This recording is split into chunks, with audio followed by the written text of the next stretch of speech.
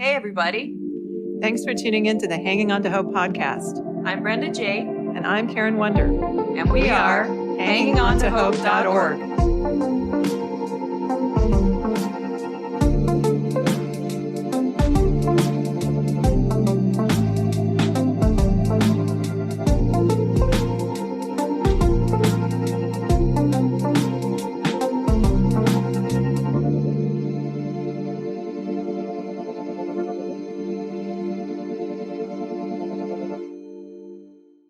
This podcast is intended as educational and is not psychological or medical advice. Always consult a professional when needed, and we disclaim any liability in connection with the instruction, information, or advice given. Hi, everyone. Welcome to the Hanging On to Hope podcast. This is Karen W. On today's show, we have Kenn. He is an abuse survivor. His story is very inspirational as he has had to overcome a lot in his life, raised with many types of abuse. He has an overcoming story and has a very successful career in management and is one of the hardest workers I know. So thanks so much for being on the podcast, Kenn. Thank you for having me. Yeah, so if you just want to start out sharing your story, some childhood background and where the abuse started. I guess my story begins like everybody else's. I'm one of 7 brothers and sisters, or 7 kids, which is 6 brothers and sisters. And like a lot of abused children, we moved around a lot. We probably were at different churches and different houses once every year. I've lived in Oregon, Oklahoma, California, Utah, Arizona, just kind of move in different states and then kind of running along. As far as when the abuse started, that's difficult to tell. One of the interesting things about abuse is that you don't know that you're being abused when you're in it because you accept the reality that you're born into. Mm-hmm. So you don't know that there's anything different out there. So as long as I can remember, it was that way. However, I never saw it as abuse until kind of the night that everything really blew up. And then as I think back, I remember pastors and family friends and my friends questioning some of the things that were happening. And I was just like, yeah, dude, like, you don't have that. Yeah, so, it was that way. Yeah, you grew up that way and you didn't have anything to compare it to. Correct. That's how it is for my kids. They don't have anything to compare it to. Right. And I just didn't know that it was abuse. And there was all different types between, verbal and manipulation and physical. But you just accept it because you don't know anything different. Mm-hmm. So. Yeah. And so you had said, and I know a little of your story. I don't know, all the details about it, but it was your dad that was abusive. Your dad used to physically beat you. Right. Yeah. So there was a lot that was going on. My dad hurt himself. He blew out both of his knees and became kind of couch ridden for several years, not able to walk. And he put on a ton of weight. I think currently he weighs up to 600 pounds right now. Wow. So he was incredibly obese for the majority of my life, which brought on a lot of different challenges, including depression. And so it was our responsibility as the kids to take care of him, make his food, do his dishes. He did his laundry done. He hated himself for that. And so when we did something wrong, he would kind of take it out on us, right? I have 4 sisters and 2 brothers, so there's 3 boys. And he was extremely abusive towards my older brother and towards me physically. He was incredibly abusive verbally to my sisters. So he was using different forms of abuse on different children. Mm-hmm. And when he found out that the verbal abuse didn't really work on me or my older brother, it became violent as far as physically goes. Wow. Yeah. And didn't you say he was Christian, so he would quote Bible verses while he was physically hitting you? Yes. Yeah, absolutely. He fancied himself a pastor, although he never went to college to become a pastor. He fancied himself as a preacher. And so part of the reason we moved around a lot is because we would get very involved in churches. And he would apply for pastoral positions and positions in the leadership of the church. And he just loved to counsel. But it was an illusion because of the things that were happening at home. And so oftentimes what would happen is when the church that we were involved in would start to notice things, that's when we would move. And not only would we move churches, sometimes we would move doctrine and we would move states and move houses. And, anytime something came suspicious and people started questioning things. So he would often manipulate the Bible and the scripture to accomplish whatever he wanted to accomplish, whether that was making us feel a certain way or making him feel a certain way. Right. So he would often quote scripture and manipulate that for sure. So that must have given you a very confused view of God. To have it twisted so much, especially at a young age. Absolutely. again, when, just like the show, The Truman Show that Jim Carrey did, you just accept it. You don't know any different. And I didn't know any different. Things that I would learn in Bible school and things like that, I would talk to my dad about, and he would kind of change it or do whatever he needed to do to make it justify the things that were happening at home. And so he would often do that. It was interesting. I didn't know until I moved out of the house at 16 that it wasn't correct. Yeah. That God was not this God that changes, based on what's happening. Yeah. Well, hi, this is Brenda J. Nice to meet you, Kenn. Hi, Brenda. Nice to meet you. What are some of the things that you did to heal? There was a lot of things, and it's still constantly happening. One of the difficulties is that being a man, an abused man, carries different challenges than being an abused woman. Mm-hmm. And unfortunately, it's a lot more common than people realize. Except that men, for whatever reason, because of the stigma of, you have to just suck it up and deal with it, don't talk about it. Right. But there was a lot of challenges with that. As an abused man, I became incredibly it's almost like you can take a wild animal and domesticate it, right? But you always have that respect that it's a wild animal, right? Mm-hmm. However, if you're born into captivity, you can never release that animal that was born into captivity into the wild because they won't survive.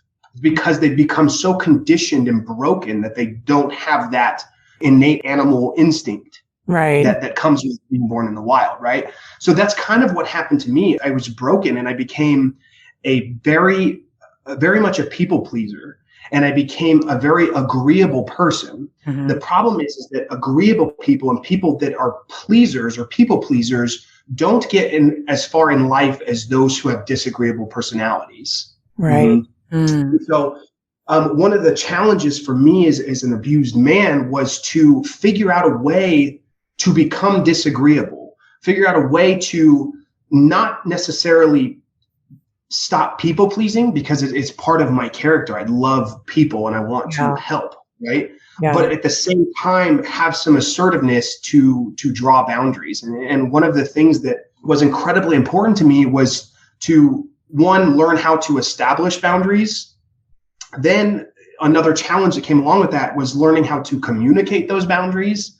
And then another challenge that came along with that was learning how to reinforce those boundaries, right? And that was very difficult. And I still struggle with that today, oftentimes because I don't see myself as being walked on until after the fact that I noticed that it was happening already. Yeah. Right. Because I just want to help. And it's very difficult as a man to be that way, especially in a relationship, because oftentimes my spouse expects me to stand up and talk to salesmen or whatever it is. They look to me as the man to be the leader there. But I have a hard time with confrontation or conflict. Right. And so one of the things that helped me heal that is this concept of the drama triangle. And I don't know if you guys have ever heard of this. Yeah, I have.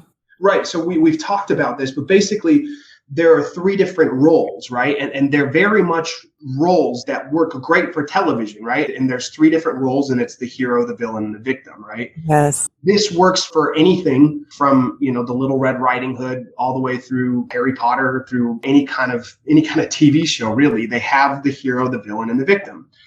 One of the things that I did not like about myself, one of the things I hated about myself is that victim's mentality, right? And it infiltrated my head to the point where I was victimized by everything from traffic to computer systems to people. And I very much became this victim mentality, and I hated myself for it. And then when I learned about this drama triangle, and I realized that if I just had a change in my perception, a change in my mindset, the victim mentality that I had could actually become a creator.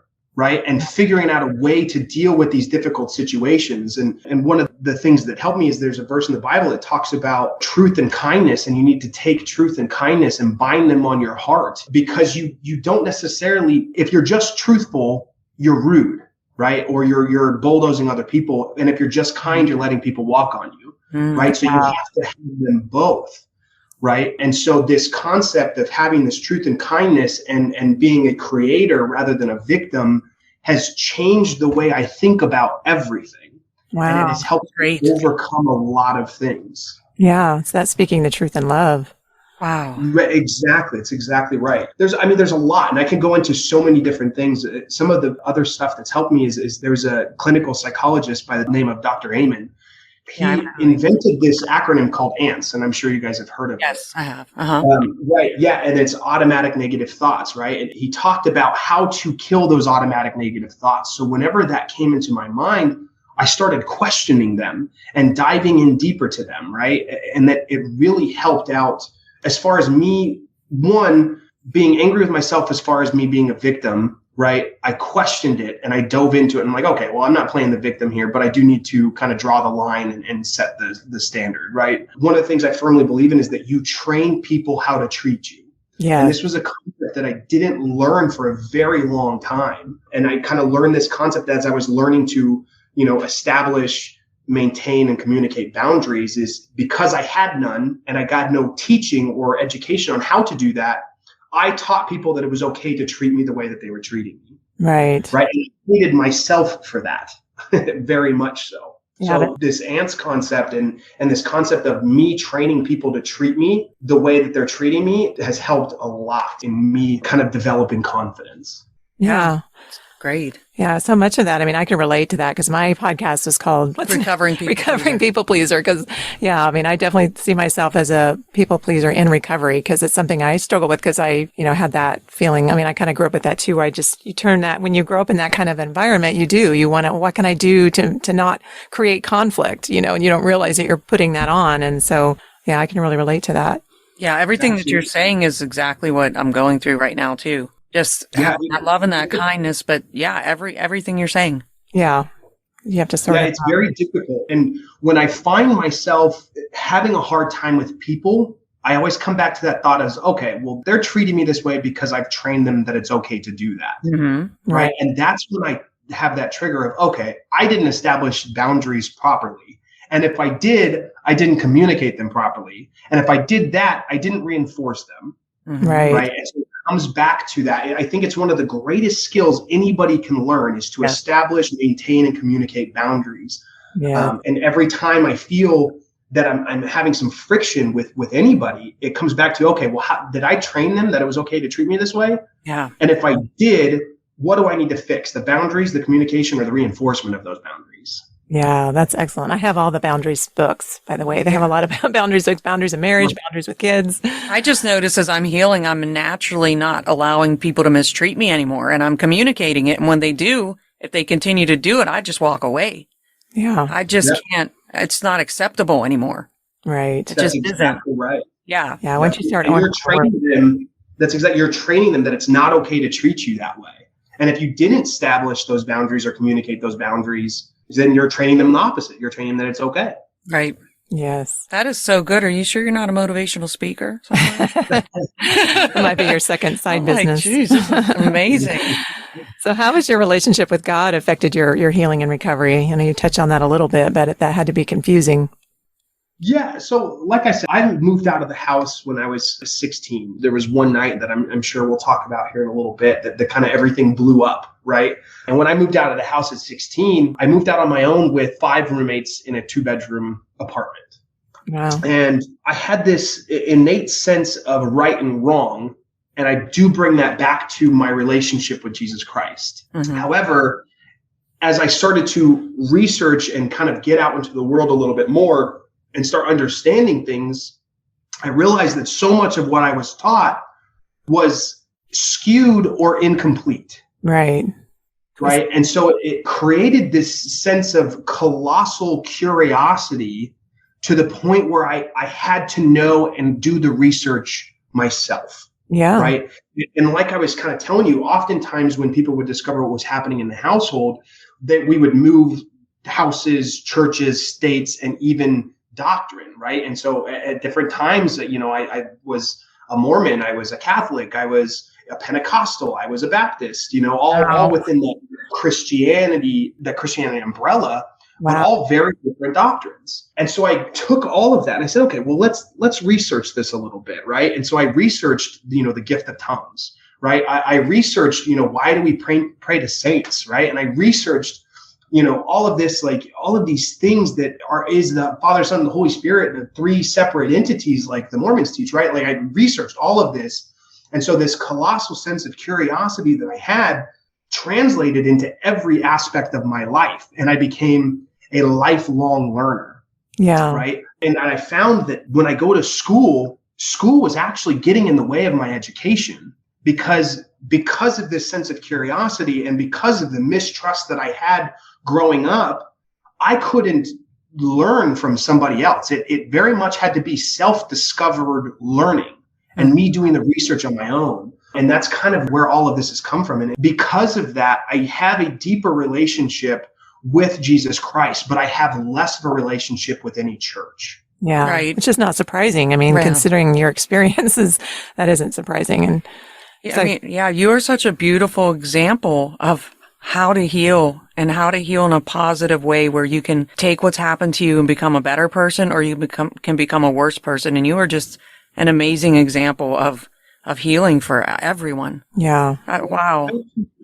Yeah, a lot of that comes back to perspective. When I changed my perspective, my friends started calling me a genius, right? They just thought that I was so intelligent because I was looking at things from different angles, but it had nothing to do with my intellectual quotients. It was simply a shift in my perspective. And for example, I was involved in a robbery. So I'm a bank manager and I was a banker at the time. And my bank that I was working at got robbed, and the person next to me was actually the one that was robbed, right? Mm-hmm. And when the FBI came and everything, like all the investigation was happening, they interviewed her and she was giving her description. She was like, yeah, he was wearing a black hat. He was wearing black sunglasses, a black bandana. He had a black coat on, black gloves, right? He was all blacked out, right?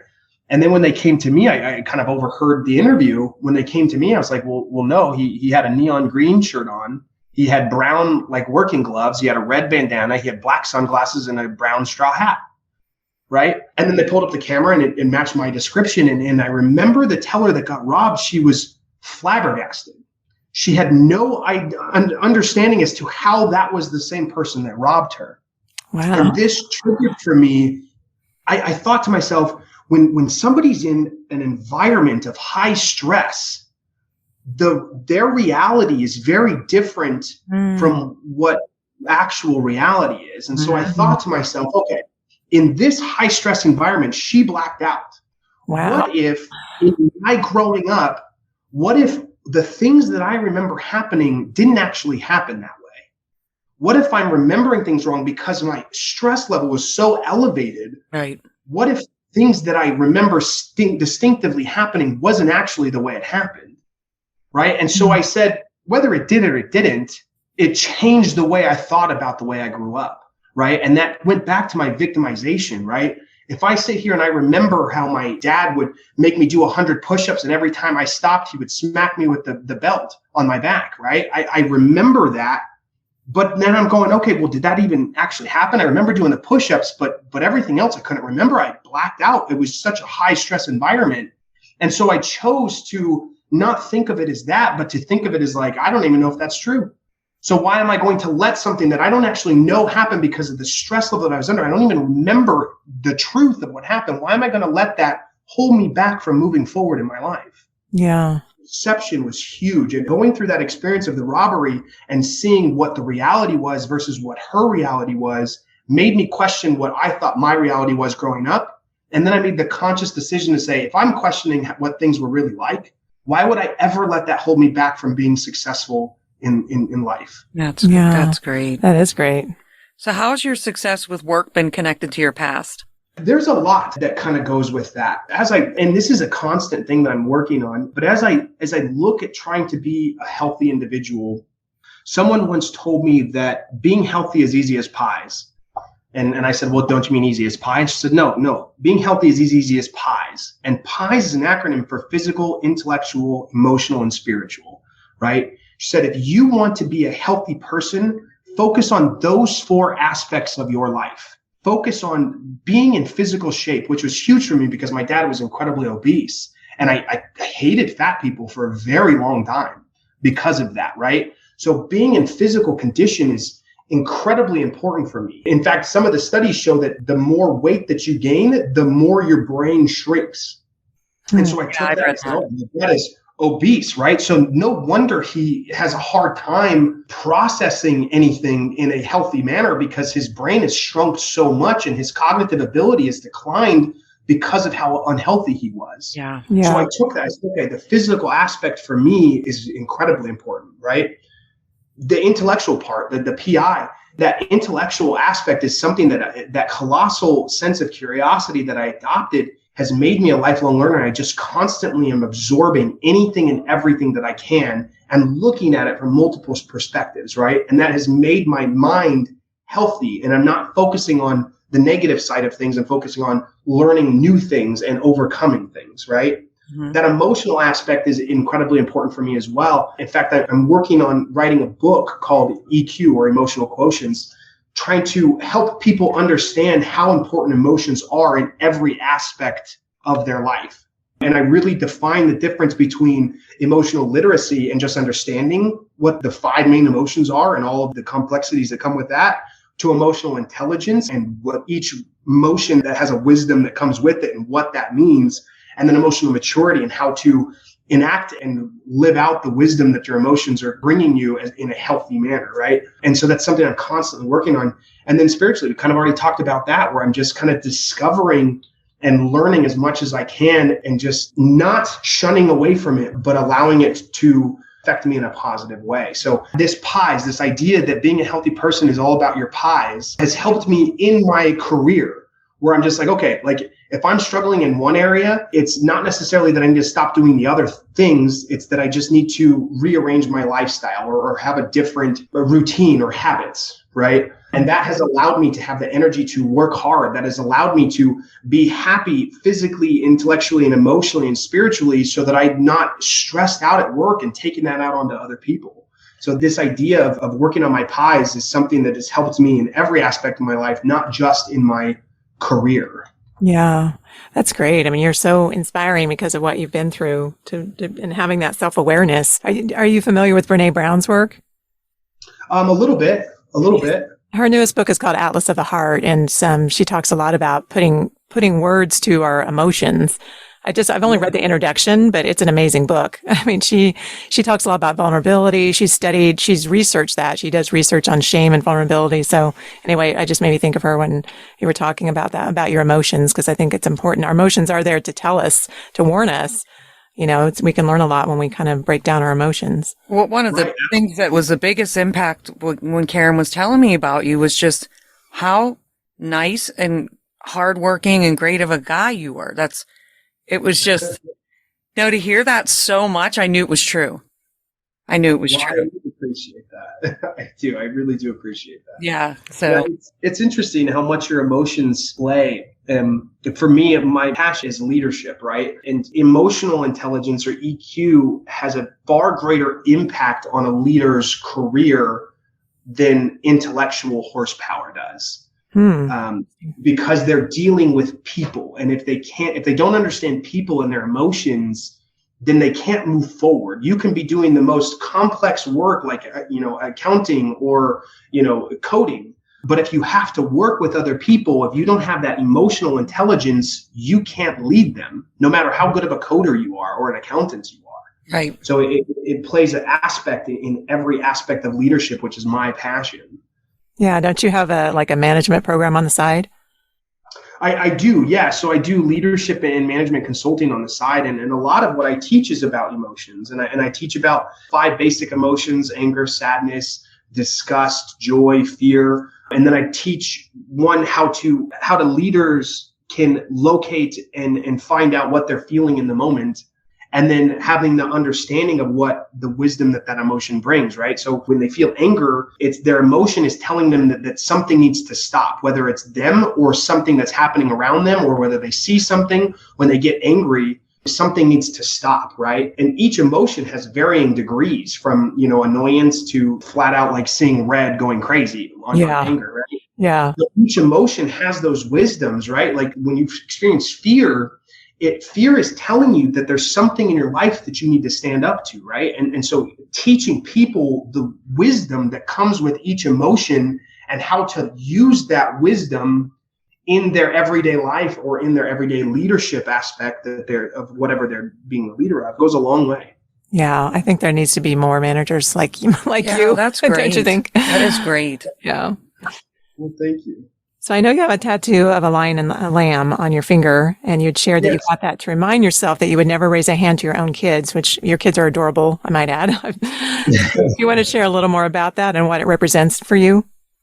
Yeah. So like I said, my dad is obese and we had to take care of him. He pretty much either stayed in his bed or on the couch all day long. One of the things that were part of our chores were the chores that he designated needed to get done that day. Right. And so there was one day where I can't remember what I did wrong. I believe I washed the dishes wrong or I broke a plate. He went off, and we were living in Tulsa, Oklahoma at the time. He went off a little bit more than usual. And we ended up going to the hospital. I got a couple of stitches, came back, and he sat me on the couch and he opened the Bible and he was reading this verse in the Bible about God being the lion and the lamb.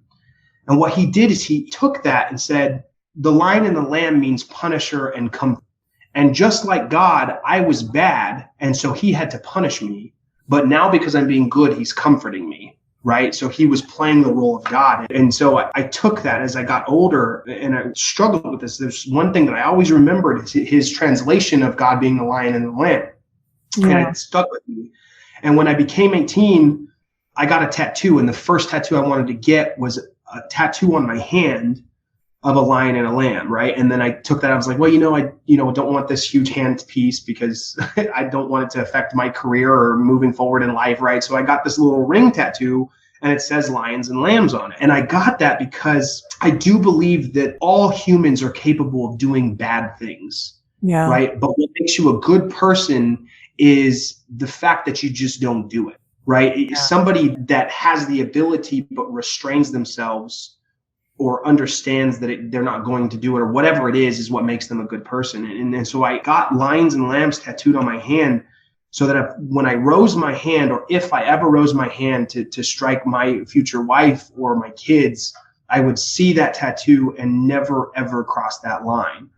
Because I feared so much at the time that this evil that lived within my dad was passed down to me. Yeah. And I was like, I need a physical reminder every single day to never give in to that. Yeah. That's I think that's good. great. That is such a good reminder of that. And you've definitely proven that to be true, not being anything like your father. So what hopeful words can you leave with our listeners? There's a lot that we can talk about. The first thing I'll say is that there's a difference between hope and optimism. Optimism is only seeing the good in things. We don't want to do that as people, especially as abused individuals. We need to see things as they are, because if we can't see them as they are, then we can't fix them, right? Hope is something that you actively work towards. So don't just be stagnant and hope that things are going to get better.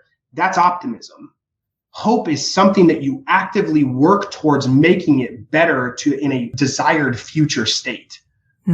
So understand the difference between hope and optimism. Optimism is doing nothing and being blind to the bad things and only seeing good. Hope is actively working towards a future state that everybody can buy into. Yeah, it's taking some active steps. Absolutely. That's great. Yeah. Wow. So anything else you want to add about your past? You talked about it. It was like did you already share that? Like what was the one defining moment in that? Yeah, I mean, there's a lot of defining moments. One of the interesting things about my life is when people are abused, well, let's say that one of the greatest superpowers that humans have is the ability to be programmed to their environment, right? So as an abused individual, you begin to pick up things that other people don't see, like microfacial expressions. You can kind of feel the tone in the room as things start getting escalated far before anybody else can, right? Totally. And one of the things that being abused is actually made that an advantage in life for me. Being able to read somebody's mood or micro expressions or body language, because this is what I had to do with my dad. In certain situations, I would pick up on the smallest things going, okay, I got to step back. I got to do this. I got to do that to avoid what's coming, because I could feel the mood. I could hear the tonality in his voice. I could see the micro expressions in his face or the body language in the way that he moved. And I could predict what was coming next, right? Instead of letting that be a negative thing and being afraid and flinching anytime somebody had a weird movement, I took that and I used that in my career to read people. Yeah. And so when I'm sitting there talking to my employees or we're having a difficult conversation, I can read their tonality and their body language and the mood in the room to know that, okay, I need to be receptive to what they have to say right now. They're starting to shut down, right? And so one of the things I learned from being an abusee is learn how to notice the signs of somebody building a wall or somebody shutting down or somebody getting frustrated and being able to combat that. Right? So oftentimes I'll see somebody start to shut down, and what I'll do is I'll ask them permission to continue. Because what happens is when somebody naturally gives you permission to continue whatever conversation that you're having, their walls immediately come down because psychologically they just said, yes, continue this conversation. Yes, continue what you're saying. And then at that point, they're more open to hearing. So not everything that has happened to us as abused individuals is a bad thing. There are often good things that come out of it. We just need to shift our perception in order to make that happen. So being able to read those micro expressions, being able to feel the mood in the room, being able to see the body language and listen to the tonality and be able to predict where things are happening has become a huge superpower and a very defining moment for me in my career as a leader. Wow. I was just saying, based on your response, that you had to probably be intuitive like that, because I feel like I'm the same way, for your protection, because you never know when he was going to get angry. So, I mean, that's kind of why you probably had that as a child, and now you use that to your advantage. That's exactly right. That comes back to not having this victim mindset and using the things that there's a lot of things that were taught to us as children just because we had to adapt to our environment that are incredibly useful to us now as adults that other people don't have. Yeah. And so being able to tap into that is incredibly helpful. I always thought it was like I was overly sensitive because I can just look at people and tell exactly what they're thinking, what they're feeling. I thought everyone could do that. Yeah. I really did. Well, I am highly sensitive. There is a thing called a highly sensitive person, which I am too, but I'm also that way, but just always in tune with body language. And, you can just sense the energy from people. Absolutely. Absolutely. And one of the things, though, that is difficult is when you can start to sense those things, understanding the difference of when you're being sensitive and when you need to address it, right? Mm-hmm. That just has to do with getting to know who you're talking to. One of the formulas that I use to build trust is called the ICE formula, right? It's just ICE. And one is I identify the individuals that I do need to build connection with. I communicate to them as much as I possibly can and just try to get them to communicate with me. And then I explain a lot of myself, right? How I am, my behaviors. And I, in return, they reciprocate that and explain a lot of their behaviors as well. So getting to know them, I can eventually tell when I'm picking up these myofascial expressions or these tonalities that trigger something for me, getting to know them and understanding, okay, that's just how they communicate versus, hey, this is actually something goes a long ways. And that really helped me understand between being sensitive and being attuned to what was happening in the conversation and in the room. That's good. Yeah. It's using your self-awareness and turning it into a positive. Right. Great. Well, thanks so much for being on our podcast today. We so appreciate you being willing to share what you've been through and how you've overcome so much in your life.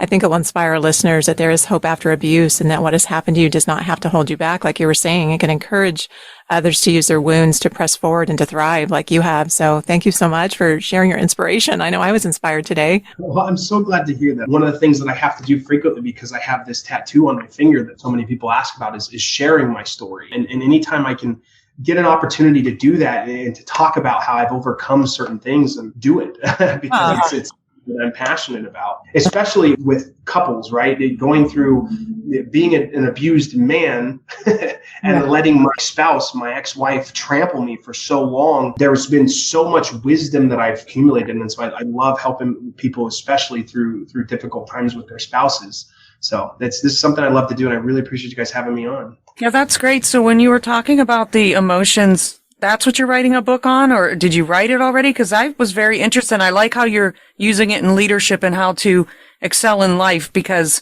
I've learned more in therapy, with these podcasts are very therapeutic, but I like the approach you're taking it into your business and your life, because that's kind of the direction I'm heading right now with my career. So yeah, I just find that. It's something I'm working on right now. It started out as just a presentation that I started giving my clients and my team about emotional quotients and the difference between, literacy and intelligence and maturity as far as your emotions go. And it's kind of evolved into more. And so I started writing a book about it. I took my presentation and what I was explaining and teaching to people. And I found that the effects is pretty drastic when people understand or hear this stuff, because it's not taught, just like leadership isn't taught, emotions aren't taught. Well, because I think when you're abused, the biggest thing I think myself and I think Karen is struggling with is fear. And how do you get past the fear? Right. I really am. I would love to hear what you have to say about that in your book or whatever you have. Absolutely. Yeah, I'd love to explain it. One of the biggest things that boosted my confidence is the ability to say no. And that gives me butterflies every time I have to do that. I still struggle with that because I'm such a natural people pleaser because of the way I grew up, trying to please my father in any way possible. But that ability to learn to say no will boost your confidence so greatly. And just understanding your emotions that come along with that and the emotion, the wisdom that fear brings, and kind of learning how to implement that wisdom is huge. And that's part of the reason I'm writing this book. So. Well, you have to let us know when it comes out, and we'll have you on again to talk about it.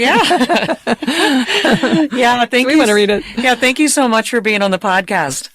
Yes. Of course. Thank you. Thank you for having me. Thanks for tuning in to Hanging On to Hope. Check out our website, hangingontohope.org. There are resources on there, and if you would like to donate or volunteer, you can do that through our website. We are a brand new nonprofit, so we appreciate any and all support. And we thank you for listening, and until next time, keep hanging on to hope. We are evidence that there is hope and healing for you, and our passion is to help you find it too. So thanks for tuning in. Thanks for listening, everyone.